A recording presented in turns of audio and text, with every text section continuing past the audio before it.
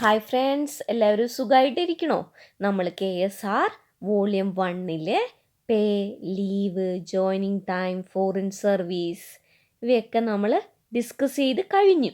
ഇനി നമ്മൾ ഡിസ്കസ് ചെയ്യുന്നത് KSR വോളിയം 1 പാർട്ട് 2 ആണ്. നമ്മൾ നേരത്തെ പറഞ്ഞിട്ടുള്ളതാണ് KSR വോളിയം 1 വോളിയം 2 ആയിട്ടാണ് പബ്ലിഷ് ചെയ്തിരിക്കുന്നത്. KSR വോളിയം 1 2 പാർട്ടാക്കി തിരിച്ചിട്ടുണ്ട്, part 1 and part 2. Volume 2 part 3 ആണ് ഉള്ളത്. നമുക്കറിയാം KSR വോളിയം 1 പാർട്ട് 1 പാർട്ട് 2 നിലവിൽ വന്നത് 1/11/1959 ആണ്. എന്നാൽ പാർട്ട് 3 നിലവിൽ വന്നത് 1/11/1956 ആണ്. പാർട്ട് 1 ഡിസ്കസ് ചെയ്യുന്നത് pay, leave, joining time, foreign service etcetera. എന്നാൽ പാർട്ട് 2 ട്രാവലിംഗ് അലവൻസ് ആണ്. പാർട്ട് 3 പെൻഷൻ റൂള് നിലവിൽ വന്നതെന്നാണ്, പാർട്ട് 3 നിലവിൽ വന്നതെന്നാണ്, അങ്ങനത്തെയൊക്കെ ക്വസ്റ്റ്യൻസ് ചോദിക്കാറുണ്ട്. അത് 1/11/1956 നിലവിൽ വന്നത്. ട്രാവലിംഗ് അലവൻസിൻ്റെ ഭാഗത്തു നിന്ന് ധാരാളം ക്വസ്റ്റ്യൻസ് എക്സാമിന് ചോദിക്കാറുണ്ട്. അതുകൊണ്ട് എല്ലാവരും ശ്രദ്ധിച്ച് നന്നായിട്ട് തന്നെ പഠിക്കുക. ഒരു ഗവൺമെൻറ് ഉദ്യോഗസ്ഥൻ ഓഫീസ് ഡ്യൂട്ടിയുടെ ഭാഗമായി ട്രാവൽ ചെയ്യേണ്ടി വരുമ്പോൾ അതിൻ്റെ ഭാഗമായിട്ട് വരുന്ന ചിലവുകൾക്ക്, അതായത് യാത്ര ചെയ്യാനുള്ള വാഹനത്തിൻ്റെ ചിലവ്, ഭക്ഷണം, താമസം, ഇവയ്ക്കുള്ള ചിലവുകളെ പറ്റിയൊക്കെ എക്സ്പ്ലെയിൻ ചെയ്യുന്ന റൂളാണ് part 2 travelling allowance. Travelling allowance calculate ചെയ്യാൻ ഓഫീസേഴ്സിനെ 4 ഗ്രേഡുകളായി തിരിച്ചിട്ടുണ്ട്. Grade 1, grade 2, grade 3, grade 4. Grade 2 തന്നെ ഗ്രേഡ് 2A, ഗ്രേഡ് 2B എന്നിങ്ങനെയും കൂടെ തിരിച്ചിട്ടുണ്ട്. അപ്പോൾ എത്ര ഗ്രേഡുകളായിട്ടാണ് ക്ലാസിഫൈ ചെയ്തിട്ടുണ്ട് എന്നുള്ളതിൻ്റെ ആൻസർ എപ്പോഴും 4 ഗ്രേഡ് ആയിരിക്കും. എന്നാൽ ആക്ച്വലി 5 ഗ്രേഡുകളാക്കിയിട്ടാണ് തിരിച്ചിരിക്കുന്നത്.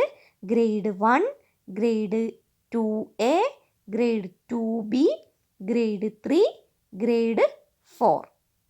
ബേസിക് പേ 70,000 അതിൽ കൂടുതലോ ഉള്ള ഓഫീസർമാർ ഗ്രേഡ് 1 ഓഫീസർമാർ ആയിരിക്കും. ഗ്രേഡ് 2A വരുന്നത് 59,300 രൂപ മുതൽ 70,000 താഴെ ബേസിക് പേ ഉള്ള ഓഫീസർമാരായിരിക്കും. എന്നാൽ ഗ്രേഡ് 2B 39,300 രൂപ മുതൽ 59,300 താഴെ ബേസിക് പേ ഉള്ളവരായിരിക്കും. ഗ്രേഡ് 3 25,100 മുതൽ 39,300 താഴെ ബേസിക് പേ ഉള്ളവരായിരിക്കും. 25,100 രൂപയ്ക്ക് താഴെ ബേസിക് പേ ഉള്ളവരായിരിക്കും ഗ്രേഡ് 4 ഓഫീസർമാർ. എന്നാൽ ബേസിക് പേയുടെ അനുസരിച്ച് അല്ലാതെയും ഗ്രേഡ് 1 ഓഫീസർമാരും ഗ്രേഡ് 2B ഓഫീസർമാരും ഉണ്ട്. അത് ഓൾ ഇന്ത്യ സർവീസിലുള്ള ഓഫീസേഴ്സ്, അതായത് IASകാർ, IPSകാർ, ഹെഡ് ഓഫ് ദി ഡിപ്പാർട്ട്മെൻറ്റ്, ഗവർണറുടെ സെക്യൂരിറ്റി ഫോഴ്സിലുള്ള നേവി, എയർഫോഴ്സ്, അതുപോലെ തന്നെ ആർമി എന്നിവയിലുള്ള ഉദ്യോഗസ്ഥർ അവരുടെ പേയുടെ ബേസിക് പേയുടെ കൺസിഡറേഷൻ ഇല്ലാതെ തന്നെ ഗ്രേഡ് 1 ഓഫീസർമാരാണ്. അതുപോലെ തന്നെ private secretaries of ministers, private secretaries of speaker, ഇവരൊക്കെ ഗ്രേഡ് 1 ഓഫീസർമാരായിരിക്കും ഈ ട്രാവലിംഗ് അലവൻസ് കണക്കാക്കുന്നതിന് വേണ്ടി.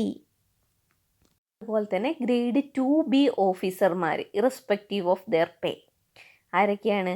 Governor, minister, advisors, speaker, leader of opposition ഇവരൊക്കെ അനുഗമിക്കുന്ന non gazetted officers other than last grade servants, അവരെ എല്ലാവരെയും ട്രാവലിംഗ് അലവൻസ് കാൽക്കുലേറ്റ് ചെയ്യുന്നതിന് വേണ്ടി ഗ്രേഡ് 2B ഓഫീസറായിട്ടാണ് കണക്ക് കൂട്ടിയിരിക്കുന്നത്. പേ എന്ന് പറഞ്ഞിട്ടുണ്ടെങ്കിൽ ബേസിക് പേ, പേഴ്സണൽ പേ, സ്പെഷ്യൽ പേ, ഡിയർനെസ് പേ, അതർ എമോളുമെൻറ്റ്സ് ക്ലാസ്ഡ് ആസ് പേ, ഇതൊക്കെയാണ് പേയിൽ ഉൾപ്പെടുന്നത്. നമ്മളിവിടെ പറഞ്ഞു ട്രാവലിംഗ് അലവൻസിന് വേണ്ടിയിട്ട് ഓഫീസേഴ്സിനെ 4 ഗ്രേഡുകളാക്കി തിരിച്ചിട്ടുണ്ട്. എന്നാൽ ഓഫീസേഴ്സിൻ്റെ ആ ഗ്രേഡ് ചേഞ്ച് ചെയ്യാനുള്ള ഡിസ്ക്രിഷണറി പവർ എന്ന് പറയുന്നത് ഗവൺമെൻറ്റിന് ആണ് ഉള്ളത്. Government have discretion to change grade of any officer for travelling allowance. അതുപോലെ തന്നെ ഒരു ഓഫീസർ മറ്റൊരു പോസ്റ്റിലേക്ക് ട്രാൻസിറ്റ് ആവുന്ന കേസുകളിൽ ട്രാവലിംഗ് അലവൻസ് ലഭിക്കുക എന്ന് പറയുന്നത് അതിൻ്റെ ലോവർ പോസ്റ്റിൻ്റെ ട്രാവലിംഗ് അലവൻസ് ആയിരിക്കും ലഭിക്കുക. An officer in transit from one post to another ranks in the grade to which the lower of the two posts would entitle him. അതുപോലെ തന്നെ മറ്റൊരു ഇമ്പോർട്ടൻ്റ് ആയ കാര്യമാണ്, വിത്തിൻ 1 ഇയർ നമ്മൾ TA ക്ലെയിം ചെയ്തിട്ടില്ലെങ്കിൽ അത് പിന്നെ നമുക്ക് ലഭിക്കുകയില്ല. TA shall be relinquished if the claim not performed within 1 year. 5 തരത്തിലുള്ള ട്രാവലിംഗ് അലവൻസുകളാണ് ഉള്ളത്. A. Permanent travelling allowance. B. Conveyance allowance. C. Mileage allowance. D. Daily allowance. E. Actual travelling expenses. ഓരോന്നും നമുക്ക് വിശദമായിട്ട് തന്നെ പഠിക്കാം. റൂൾ 5 ആയിട്ടാണ് ഈ ക്ലാസിഫിക്കേഷൻ പറഞ്ഞിരിക്കുന്നത്. ആദ്യം നമുക്ക് എന്താണ് പെർമനൻറ്റ് ട്രാവലിംഗ് അലവൻസ് എന്ന് നോക്കാം. നമ്മൾ PTA എന്ന് പറയും. PTA. A. Permanent monthly travelling allowance granted by government to any officer. PTA monthly റേറ്റിലാണ് ഫിക്സ് ചെയ്തിരിക്കുന്നത്. PTA ലഭിക്കുന്നതിന് എല്ലാ ദിവസവും 8 കിലോമീറ്റർ കൂടുതൽ ഹെഡ് ക്വാർട്ടേഴ്സിൽ നിന്നും ട്രാവൽ ചെയ്യണമെന്നില്ല. എന്നാൽ ഫുൾ PTA ലഭിക്കാൻ വേണ്ടി 15 ദിവസമെങ്കിലും ഹെഡ് ക്വാർട്ടേഴ്സിൽ നിന്ന് 8 കിലോമീറ്ററിൽ കൂടുതൽ ട്രാവൽ ചെയ്യുകയും spend at least 6 hours outside head quarters on each such day. എന്നാൽ ട്രാവൽ ചെയ്യുന്ന ദിവസങ്ങളിൽ 6 മണിക്കൂറിൽ കൂടുതൽ ഹെഡ് ക്വാർട്ടേഴ്സിൽ നിന്നും മാറി നിൽക്കുകയും വേണം. PTA എക്സ്പ്ലെയിൻ ചെയ്യുന്നത് റൂൾ 6ലാണ്. റൂൾ 7ൽ പറയുന്നുണ്ട് PTA not admissible during leave, temporary transfer, joining time etcetera. ഇത് എക്സാമിന് ചോദിക്കാറുള്ള ക്വസ്റ്റ്യൻസ് ആണ്. ഈ ഭാഗത്തുനിന്ന് എല്ലാവരും ശ്രദ്ധിച്ച് പഠിക്കുക. അതുപോലെ തന്നെ നമുക്കറിയാം എന്താണ് ടെമ്പററി ട്രാൻസ്ഫർ എന്ന് വെച്ചിട്ടുണ്ടെങ്കിൽ, ട്രാൻസ്ഫർ നോട്ട് എക്സീഡിങ് 2 months. 2 മാസത്തിൽ കൂടുതലല്ലാതെ ലഭിക്കുന്ന ട്രാൻസ്ഫറിനെയാണ് ടെമ്പററി ട്രാൻസ്ഫർ എന്ന് പറയുന്നത്. ഫുൾ PTA ലഭിക്കാൻ നമ്മൾ പറഞ്ഞു 15 ദിവസമെങ്കിലും ട്രാവൽ ചെയ്യണം. എന്നാൽ അതിൽ കുറവാണ് ട്രാവൽ ചെയ്യുന്നതെങ്കിൽ നമുക്ക് അതിന് കറസ്പോണ്ടിങ് ആയിട്ട് PTAയിലും കുറവ് വരുന്നതായിരിക്കും. അത് കാൽക്കുലേറ്റ് ചെയ്യാൻ ഒരു ഇക്വേഷനൊക്കെ ഉണ്ട്. 2 കേസാണുള്ളത് PTA ഡിഡക്ഷൻ കാൽക്കുലേറ്റ് ചെയ്യാൻ വേണ്ടിയിട്ട്. അതിൽ ഒന്നാമത്തെ കേസ് നമുക്ക് പരിശോധിക്കാം. ഒരു ഓഫീസർ ആ മാസത്തിൽ എല്ലാ ദിവസവും ഡ്യൂട്ടി എടുത്തിട്ടുണ്ട്. എന്നാൽ അദ്ദേഹം മിനിമം 2 days ട്രാവൽ ചെയ്തിട്ടില്ല. അങ്ങനെയാണെങ്കിൽ PTAയിൽ കുറവ് വരും. അത് നമുക്ക് കാൽക്കുലേറ്റ് ചെയ്യാവുന്നതാണ്. അതിനൊരു ഇക്വേഷൻ ഉണ്ട്. ആ equation deduction in PTA is equal to X into PTA divided by Y ആണ്. X എന്ന് പറഞ്ഞിട്ടുണ്ടെങ്കിൽ short fall in the number of days of tour. Y is minimum number of days tour prescribed in a month. Problems ചെയ്യുമ്പോൾ എന്താണിതെന്നുള്ള idea ശരിക്കും ലഭിക്കുന്നതാണ്. PTA means permanent travelling allowance. അത് ഒരു മാസം full day duty ചെയ്തു, പക്ഷെ അദ്ദേഹം മിനിമം ടൂർ ചെയ്തിട്ടില്ല എങ്കിൽ അദ്ദേഹത്തിൻ്റെ PTAയിൽ ഡിഡക്ഷൻ ഉണ്ടാവും. അത് കാൽക്കുലേറ്റ് ചെയ്യുന്ന ഇക്വേഷനാണ് X into PTA divided by Y. X എന്ന് പറയുന്നത് എത്ര ദിവസം കുറവാണോ ടൂർ ചെയ്തിട്ടുള്ളത് അത് ഇൻറ്റു അദ്ദേഹത്തിൻ്റെ PTA എമൗണ്ട് എത്രയാണോ അത് divided by minimum number of days tour prescribed in a month. ഒരു മാസത്തിൽ എത്ര ദിവസമാണ് അദ്ദേഹത്തിന് ടൂർ പ്രിസ്ക്രൈബ് ചെയ്തിരിക്കുന്നതെന്ന് താഴെ വരും. PTA 1000 രൂപയാണ്. അദ്ദേഹത്തിന് പ്രിസ്ക്രൈബ് ചെയ്തിരിക്കുന്ന ടൂർ ഒരു മാസത്തിൽ 20 ദിവസമാണ്. എന്നാൽ അദ്ദേഹം 15 ദിവസം മാത്രമേ ടൂർ പോയിട്ടുള്ളൂ. അങ്ങനെയാണെങ്കിൽ അദ്ദേഹത്തിന് എത്ര PTA ലഭിക്കുമെന്ന് നോക്കാം. PTA 1000 രൂപയാണ്. അദ്ദേഹം 15 ദിവസമേ ടൂർ പോയിട്ടുള്ളൂ. അപ്പോൾ 20 ദിവസം പോകേണ്ടതിൽ 5 ദിവസം ഷോർട്ട് വന്നു. അപ്പോൾ 1000 into 5 divided by 20 equal to 250 എന്ന് വരും. 250 രൂപയാണ് ആ PTA ഡിഡക്ഷൻ. അപ്പോൾ അദ്ദേഹത്തിന് അഡ്മിസിബിൾ ആയിരിക്കുന്ന PTA എന്ന് പറയുന്നത് 1000 മൈനസ് 250 ഈക്വൽ ടു 750 ആയിരിക്കും. ഇങ്ങനെയുള്ള ക്വസ്റ്റ്യൻസ് കാണുകയാണെങ്കിൽ നമുക്കത് ഈസി ആയിട്ട് എക്സാമിന് ആൻസർ എഴുതാവുന്നതാണ്. ഡിഡക്ഷൻ ഇൻ PTAയും കണ്ടുപിടിക്കാൻ പറ്റും. അതേപോലെ തന്നെ PTA അഡ്മിസിബിൾ ആയിട്ടുള്ള എത്രയാണ് ഈ ഇക്വേഷനിൽ നിന്ന് നമുക്ക് കണ്ടുപിടിക്കാൻ പറ്റും. X into PTA divided by Y. അടുത്ത കേസ് എന്ന് പറയുന്നത് ഒരു ഓഫീസർ ആ മാസത്തിൻ്റെ ഫുൾ ഡേ ഡ്യൂട്ടി ചെയ്തിട്ടില്ല. പക്ഷെ അദ്ദേഹം ഡ്യൂട്ടി ചെയ്ത ദിവസങ്ങൾക്ക് ആനുപാതികമായിട്ട് അദ്ദേഹം ടൂർ ചെയ്തിട്ടുണ്ട്. അങ്ങനെയാണെങ്കിൽ അദ്ദേഹത്തിൻ്റെ PTA എന്ന് പറയുന്നത് PTA admissible is equal to I into PTA rate divided by Y ആണ്. I എന്ന് പറഞ്ഞിട്ടുണ്ടെങ്കിൽ minimum tour days prescribed. Y എന്ന് പറഞ്ഞിട്ടുണ്ടെങ്കിൽ total days in the month. ഒരു എക്സാമ്പിൾ നോക്കാം. ഒരു ഓഫീസറുടെ മന്ത്ലി PTA 1000 രൂപയാണ്. മിനിമം ടൂർ ഡേയ്സ് 20 ആണ്. ജൂലൈ മാസം അദ്ദേഹം 20 ദിവസം ഡ്യൂട്ടി ചെയ്തിട്ടുണ്ട്. അദ്ദേഹം ഡ്യൂട്ടി ചെയ്ത ദിവസത്തിന് കറസ്പോണ്ടിങ് ആയി ടൂറും ചെയ്തിട്ടുണ്ട്. അദ്ദേഹത്തിൻ്റെ അഡ്മിസിബിൾ PTA എത്രയാണ്? PTA is equal to 20 into 1000 divided by 30 is equal to 666.6. 20 ദിവസത്തിൻ്റെ ഡ്യൂട്ടിക്ക് ആനുപാതികമായി ടൂർ ചെയ്തിട്ടില്ലെങ്കിൽ അദ്ദേഹത്തിൻ്റെ PTAയിൽ കുറവ് വരുന്നതായിരിക്കും. നേരത്തെ ക്വസ്റ്റ്യനിൽ നമ്മൾ പറഞ്ഞു അദ്ദേഹം 20 ദിവസത്തെ ഡ്യൂട്ടി ചെയ്യുകയും അതിന് കറസ്പോണ്ടിങ് ആയിട്ട് അദ്ദേഹം ടൂർ ചെയ്യുകയും ചെയ്തു. എന്നാൽ അടുത്ത ക്വസ്റ്റ്യനിൽ 20 ദിവസം duty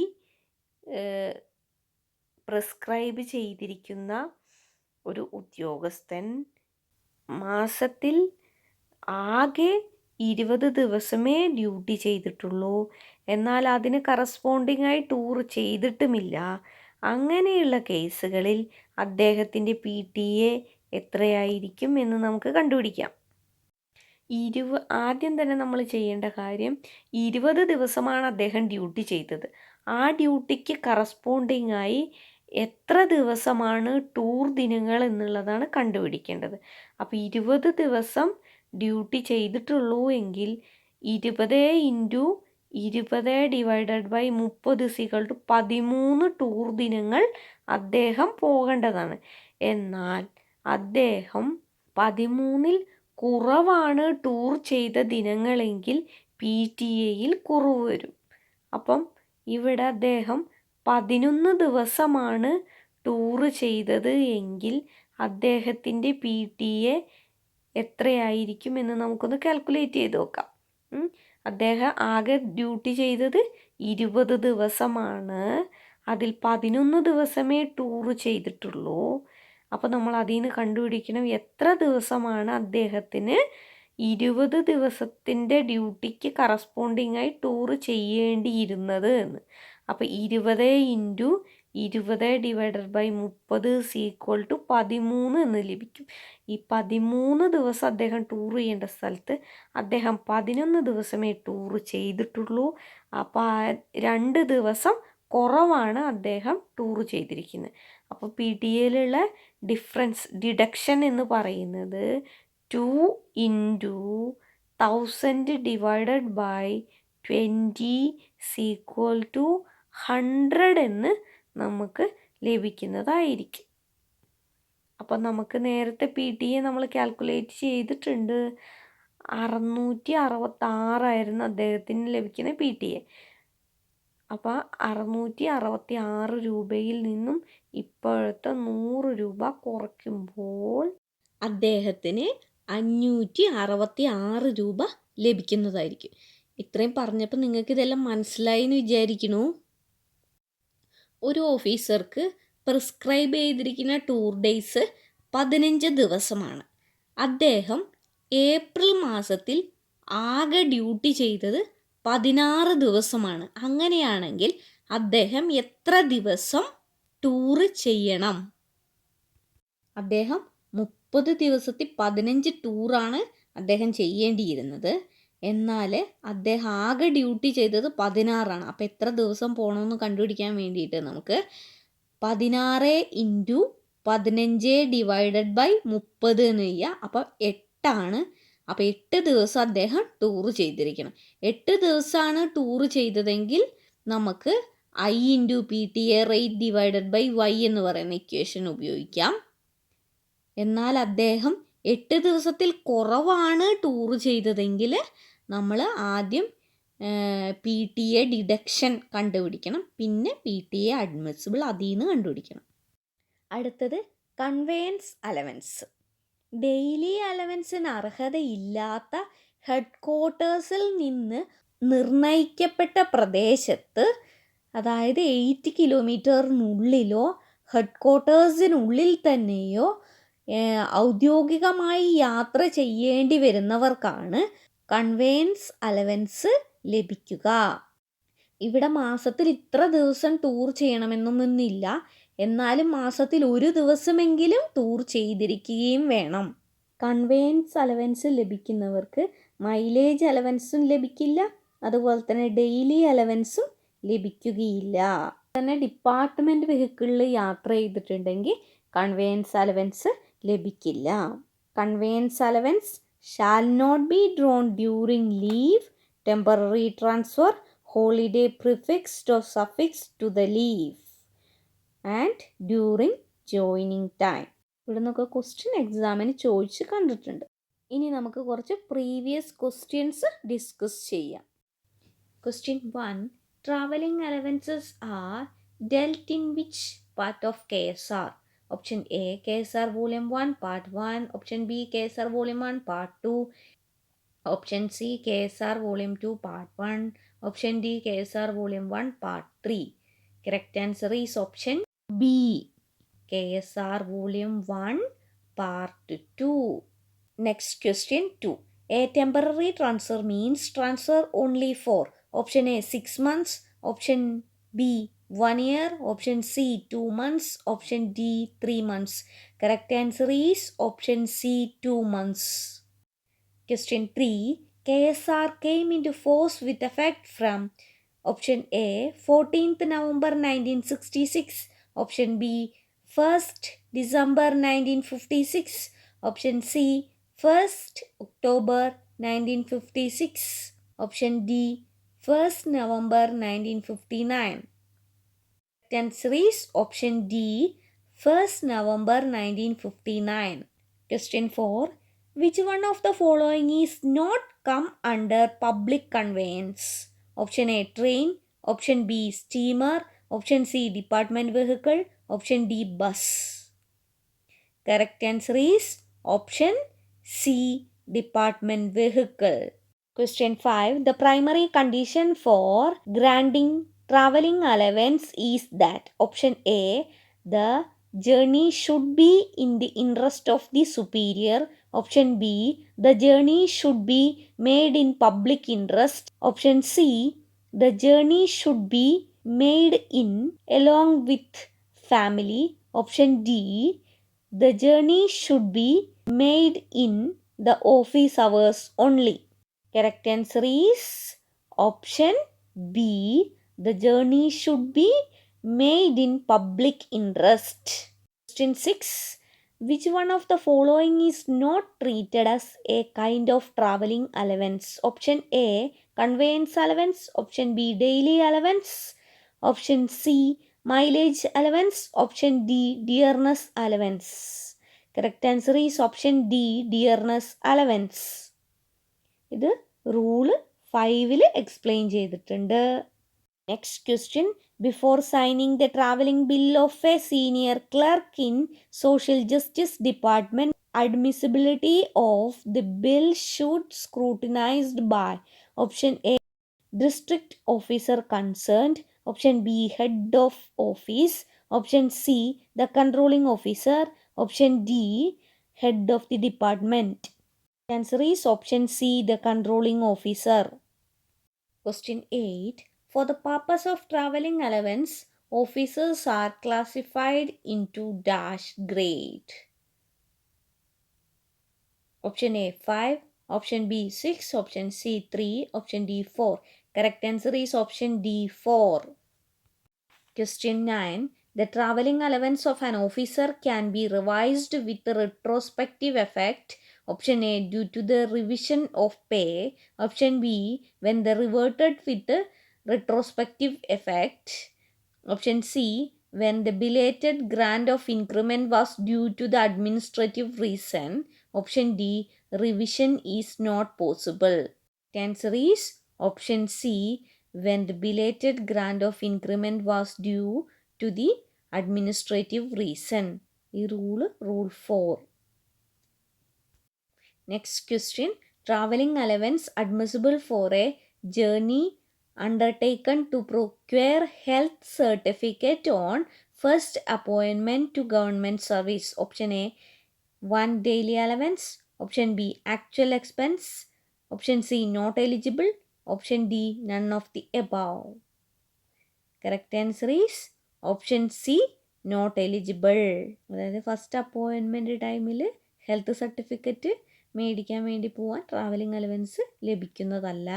next question 11. One of the condition for claiming full PTA in that travelled outside 8 km from headquarters for dash days in a month. Option A 10 days. Option B 8 days. Option C 12 days. Option D 15 days. Correct answer is option D 15 days. Question 12. For calculating travelling allowance for accompanying governor, officers other than last grade servant will be treated as dash officer. Option A grade 1. Option B grade 2B. Option C grade 3. Option D grade 2A. Correct answer is option B grade 2B. Next question.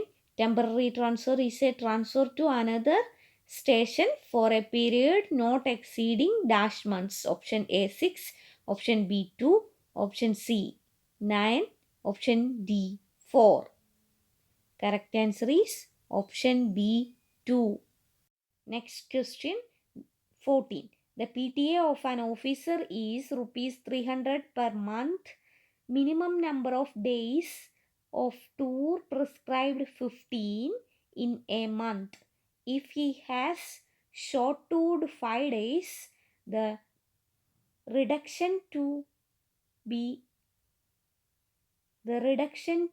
made is 300 into 15 divided by 5. Option B 5 into 300 divided by 15. Option C 5 into 15 divided by 300. Option D, none of the above. The answer is 5 into 300 divided by 15. Question 15. What is the amount of PTA admissible during the earned leave period from 1st December 2018 to 31st 12 2018 if the monthly PTA is rupees 700? Option A 700. Option B 500. Option C nil. Option D none. Correct answer is option C nil. ഇത് rule 7 പറയുന്നുണ്ട് leave ആയിരിക്കുമ്പോൾ നമുക്ക് PTA ലഭിക്കുകയില്ലെന്ന്. Next question. An officer was transferred from Wayanad to Ernakulam. He was in receipt of PTA. The joining time pay paid to him include PTA also. What is your opinion? Option A, joining time pay includes PTA also. Option B, PTA not admissible during joining time. Option C, PTA can be paid with a sanction of the government. Option D, the transferring authority will decide appropriately. Correct answer is option B, PTA not admissible during joining time. Joining ടൈമിന്, temporary ട്രാൻസ്ഫറിന്, leave ടൈമിലൊന്നും PTA admissible അല്ല. Next question. The PTA of an officer is ₹300 per month. Minimum number of tour days prescribed 15 days. If he was on duty for the whole month and traveled only 5 days, PTA admissible rupees dash. Option A 300, option B 150, option C 100, option D 200. Correct answer is option C 100. ഇവിടുത്തെ കേസിൽ PTA 300 ആണ്. Minimum tour describe ചെയ്തിരിക്കുന്ന ദിവസം 15 ദിവസമാണ്. എന്നാൽ അദ്ദേഹം travel ചെയ്തിരിക്കുന്നത് 5 ദിവസം മാത്രമാണ്. അങ്ങനെയാണെങ്കിൽ അദ്ദേഹത്തിന് PTA കണ്ടുപിടിക്കാനാണ് ഇവിടെ പറഞ്ഞിരിക്കുന്നത്. അപ്പോൾ ഇവിടെ PTA അഡ്മിസിബിൾ ആണ് കണ്ടുപിടിക്കുന്നത്. അപ്പോൾ ആദ്യം നമ്മൾ എന്ത് ചെയ്യണം? PTA ഡിഡക്ഷൻ കണ്ടുപിടിക്കണം. PTA ഡിഡക്ഷൻ കണ്ടുപിടിക്കാനുള്ള ഇക്വേഷൻ നമുക്കറിയാം. X × PTA divided by Y. X എന്ന് പറയുന്നത് ഷോർട്ട് ഡേയ്സ് ടൂർ ചെയ്ത ദിവസങ്ങളാണത്.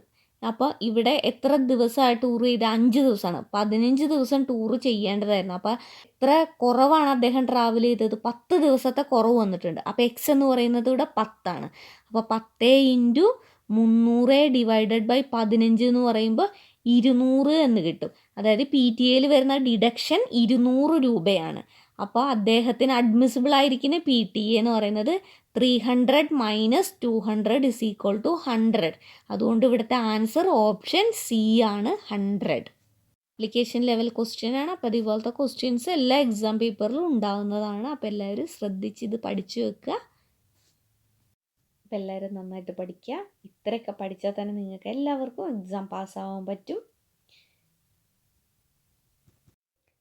Thanks for watching.